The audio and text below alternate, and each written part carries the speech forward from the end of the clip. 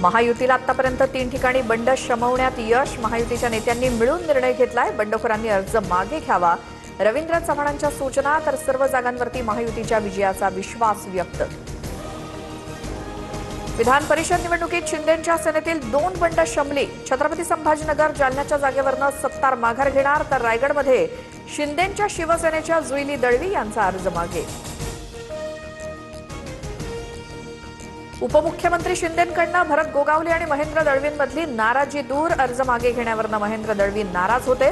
तर विधान परिषदेच्या बदल्यात गोगावलेंना रायगडचं पालकमंत्रीपद मिळणार. आमचा मोठा भाऊच आमच्याकडनं सत्ता हिसकावून घेतोय. स्थानिक पातळीवरती आमचा रोष.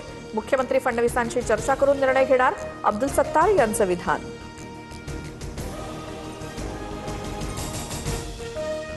नाशिकमध्ये बंडखोर गीतेबंधूंच्या माघारीसाठी शिंदेंच्या सेनेचे शर्थीचे प्रयत्न सुरू. मंत्री उदय सामंत नाशिकमध्ये तळ ठोकून. मात्र गणेश गीते आणि गोकुळ गीते नाशिकमधनं गायब.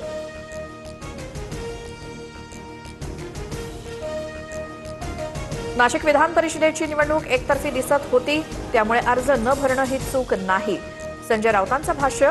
तर राऊतांनी जाणीवपूर्वक उमेदवार दिलेले नाहीत. भाजपच्या नवनाथ बन यांचा निशाणा.